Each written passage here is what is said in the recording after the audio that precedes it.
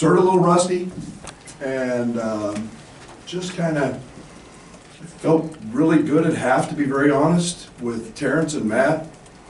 I think one field goal between them, and only down 4.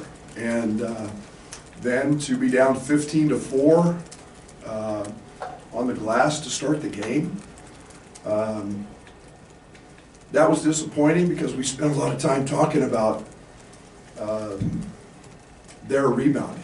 They need that rebounding, and we weren't very effective doing that. But I thought the last 8 minutes we were really good. We got our way back into the game. We found a little run, came from our bench. Sincere hit a 3 to kind of crack the seal. And then very seldom in this league do you have a 19-0 run and hold the team without one for 11 minutes. I thought our defense was terrific. I thought our shot blocking impacted the game at the rim. I thought that Ty Rogers, Sincere, that group, we did it with a lot of freshmen on the floor. It was our small lineup. Coleman Hawkins, Coleman's guarding everybody from Mulcahy to Cliff today. So I thought that group was outstanding, and it's a sign of a good team. And then second half we got TJ going, we got Matthew going. It was nice to see Luke Goody out there, kind of break the seal for him. Playing, he's going to be huge for us down the stretch, and I thought Dane in the first half was just absolutely not just scoring the basketball, but the fact that they had to play 8 minutes without Cliff because he picked up 2 fouls guarding him was very impactful in the game. So all in all, really good day. Did what we needed to do here at home and beat a really good Rutgers team. Start with Jeremy. Brady mentioned the freshmen, Ty, Sincere, even Jaden.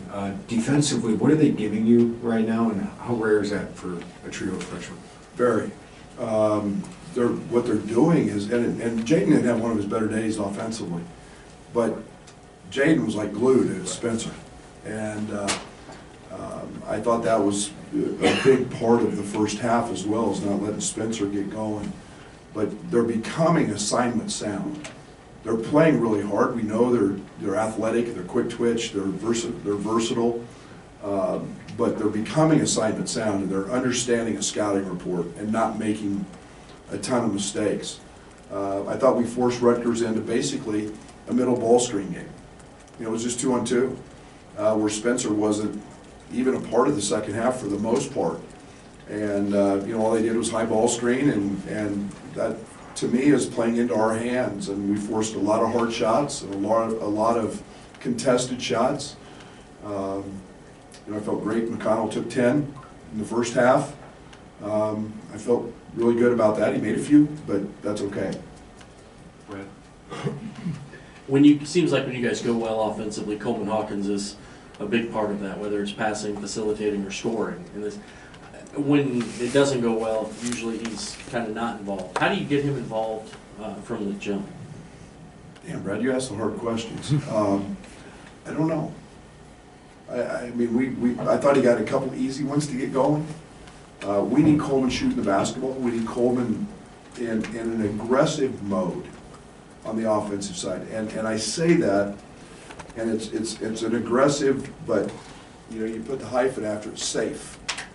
After it, and you don't want him overdoing too much, but I thought he turned down a couple today that I want him to take. But again, tonight he let it come to him. There was nothing that was hard about it for him. He was aggressive, he looked for it, and he got a couple on the offensive glass, he got a couple jump hooks, he hit a fadeaway in the paint. And those are looks that Coleman makes. And then he gets his catch and shoot threes. And yeah, he's that Coleman Hawkins is an elite player.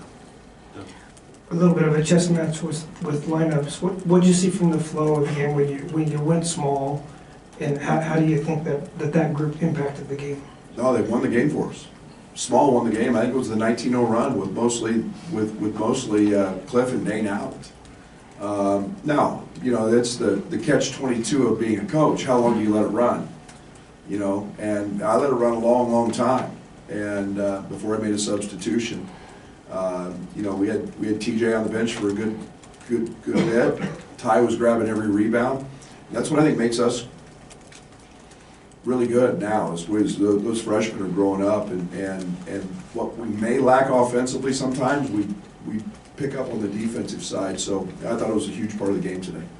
Coach, when you went up, like, you know, Scott,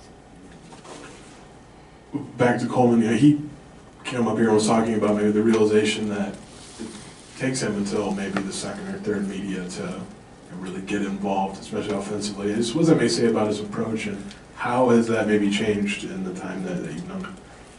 Yeah, that was Io. Io did that a lot. Io was patient, picked his spots, knew when it was there. You know, as a freshman, Io was trying to score every time he touched it, and was in hyper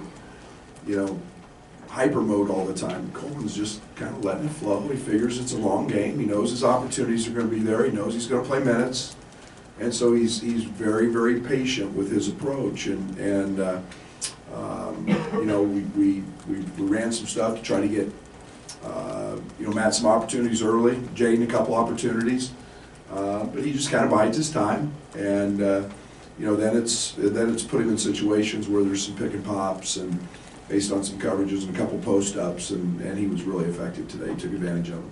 Kid. Coach, when you were up by 9 or 10, there was a stretch where there was some unforced turnovers, the lob passes, and they just didn't convert. How do you manage between letting the kids be themselves and knowing and understanding time and situation? Yeah, that's where we got to grow. I mean, that was the first half of the Iowa game, you know. And it's like I called Sincere over and I said, when was the last time we completed a lob? I said, you weren't here. I said, it was with Kofi and Omar last year. We haven't completed a lob all year. So why are we throwing them? And just understand, you know, not that Matt can't go get one, he can, but, you know, that's youth and their exuberance. You know, that Coleman made a really quick one. It went through Ty's hands, and we had a first cutter layup. I'm okay with that turnover, because I really want guys to look for layups, but again, it was, I would rather him be aggressive than passive. And now we got to be able to put and think through the time and score deal. But it didn't hurt us today, but it sure did it last Saturday.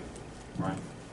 Brad, you going into that first media timeout, it looked like you were talking to the guys about getting those defensive rebounds. And you mentioned Ty did a really good job on boards. Talk to us about how he kind of changed the game for you guys today. Yeah, when I need rebounds, I go straight to him. Nobody else. Get in. Get in. I mean, he dominates our practices every day. He's been dominant on the season with our rebounding. He's a guy that has an uncanny knack for finding the basketball, and he's not afraid. If you notice, most of his rebounds come above the rim, and there's an art to that. And I love what he's doing. Gosh darn, I love what he's doing. And you know, it's all we talked about for 2 days, so I wasn't very happy with the fact that we needed to keep them off the offensive glass, and they had 4 or 5 in the first 4 minutes. Gary. Coach Jamori's thought to be one of the better bigs in this league. How did you see Dane approach that matchup, and what does his performance say about kind of where he stacks up? The good thing is, Derek, he played against him before. So, you know, so many of these kids play against each other on the circuit, and they know each other. And Dane was really confident. I mean, he was a shoot around, he can't guard me. He can't guard me. He knows he can't guard me. And, you know, I love that. And so there's no fear there. There's no fear with Dane. And, the one thing Dane Deja has now is a lot of confidence. And he's very confident. And so he knows he's not. And if he gets one-on-one coverage, Dane is a handful. And you know, Cliff's an elite defender. I think he got one of them. But you know, Dane got it back. So, you know, two good centers going at it, and 2 bigs. And I'm really proud of Dane. Dane's getting better every single day. First time this season, no minutes for RJ. What went behind that decision? Yeah, suspension, violation of team rules. So that's deal with him, and you know, we'll move forward from there. Andy? Dan, for someone playing his first year to be as consistent as he's been for you guys, how valuable has that been at the center position? Last year, coming in a semester, I think helped expedite that process, being a mid-year transfer, understanding our terminology, understanding our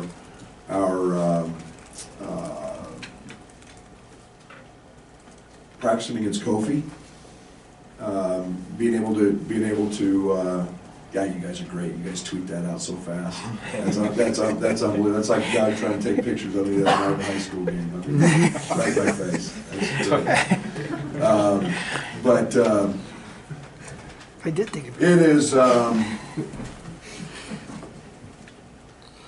It was an advantage being here, and he's really confident. He plays with no fear. So Dane's growth has been fun to see. Still got a long way to go, but he's gaining on really quick. Jim in the way back? Hey, Coach, I had one a little bit off topic. Tuesday, you created quite a stir in the little town of Fairbury when you showed up at a small town high school basketball game. What can you just say what your thoughts on that small town was? Was that kind of fun to go to a small town? That was so awesome. That was awesome, and I can't talk about recruiting, but it's one thing that makes this place really special. I mean, there wasn't a seat to be had. High level game. Everybody's so proud.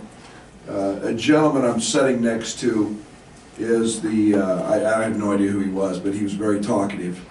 And in the middle of the third quarter, there's a gentleman on the other side running in front of the students and the fans, and he goes, that's a preacher at one of our local churches. And I thought, you know, it's not every day you see the preacher at the Baptist church, I think he said, getting the student body fired up. But it was a lot of fun. Really enjoy. I really enjoy it. It's what makes basketball special. It's what I grew up with in my hometown, and pretty fun. Tyler? Yeah, Coach. You mentioned that you kind of turned the game to 2-on-2 in the second half. Cam Spencer, he's been by far the best offensive player. He got 1 bucket on 5 shots. Was there anything special you did for him, or was that just straight up Jaden, like you said? I think it's what they felt comfortable with. I don't know. I don't want to speak for Steve. They did that a little bit in the at the end of their Michigan State game. They went just a lot of high ball screen. We were going to give them that. We did not want Cam to beat us, and he's a very active scorer for them. He's had some big games. I think he's 15 or 16 in their wins. I think he's 9 or under in their losses. That was a goal, but that's all a lot of credit to Jaden in the first half. Jeremy? Brad, to have a guy like Darren Williams return here this weekend, and I don't know if he was able to talk to you guys, but just to have that presence around your team, what's that mean for you guys? Yeah, a lot. First of all, yesterday was an incredibly special day. I mean, that was, my first words when I stood up there was wow. And first of all, to have a group of people that we had in that facility, and you can always say, you know, I can always say thank you to Josh and Howard Milton and their staff, but it's very difficult. People don't realize, you know, you find people that put their money where their mouth is and commit to something, and then you get them all in one place. And the reason I wanted this job was because of Rick Schmidt and Darren Williams and Manny Jackson and the group of former players, Deion Thomas and those people. It's elite. Those are elite people. I mean, you're talking about a 7-time NBA All-Star. Everybody in our locker room knows who he is. And then for me to, in the transfer portal world, for them to be able to see and hear, because when he was introduced, everybody heard that ovation, and to know that that's what this should be about. This should be about that, and the greatness that he is, and we talk about him a lot, and his posters, his pictures up in our locker room, we celebrate his success, and it's what makes this a great job. And you look at Manny Jackson and what he went on to do in his career. It makes yesterday very special because it's not just the fans. And I said it on the post-game radio. That building was as good as I've seen it all year today. And our fans make it. Those fans, and supporters just happen to have some money that they decided to help our program. And we're here to win national championships. Winning's really hard, and that's my goal. And yesterday, we took a big step by that announcement, and for those guys to be here as former players that all been supportive, pretty cool, pretty cool. Brad, how much did they flip when Coleman's able to accept the defensive responsibility of Mulcahy, and can that go forward the next couple of months where, hey, he's bothering us, let's put Coleman on him? Yeah, it's a great, great point. Versatility is our team's strength. Okay, I mean, you think Coleman just guarded Mulcahy, and he was guarding Cliff, and he started the game guarding McConnell, and you think what Ty Rodgers does on the same thing. You think about, Matt. You think about our ability to block shots at the rim. It's not just one center blocking shots. It's a group of guys blocking. Terrence Shannon, versatility, going and blocking a shot off the backboard. That versatility is our strength. And there's a reason a lot of people at the next level like Coleman Hawkins, and it's because of what he does on the defensive end. Mark from the way back. Coach, how rare is a 10-minute drought for a team like Rutgers? Very. In this league, they got great players. That's an old basketball team. That is a veteran basketball team. I mean, they scored, 85 against Iowa the other night? I mean, they're down to the wire in Bloomington the other night with a chance to win the game. That basketball team is old. They're elite. They're veteran. Mulcahy knows how to score. Spencer knows how to score. Cliff's a threat at the rim. So it's unique. I thought it was as much our defense as anything else, but you got to do it every night. But it's rare because this league is really good. If you guys got Dane, a guy who played like 9 minutes of college basketball who needed to work on his body literally a year ago, do you ever have to step back and kind of take him as far as he's come over the course of the last year? Yeah, I'm pretty spoiled because I try to not take Adam Fletcher for granted, and Palmer Johnson and Paul Schmidt but Fletch. I mean, Fletch just took him under his wing. And, it wasn't just, hey, we're going to go to the weight room and lift and we're going to run. And it was diet, and it was eating with him, and it was the things that truly he had to go through. And it wasn't easy for him. But it's also a tribute to Dane. He didn't shy away from it. And he accepted it. And, then he was a battering ram for Kofi, in practice. And, but all that pays off, and it's a process for him, and good things happen to those who work hard. Dane worked hard. Okay. Thank you, Coach. Thank you.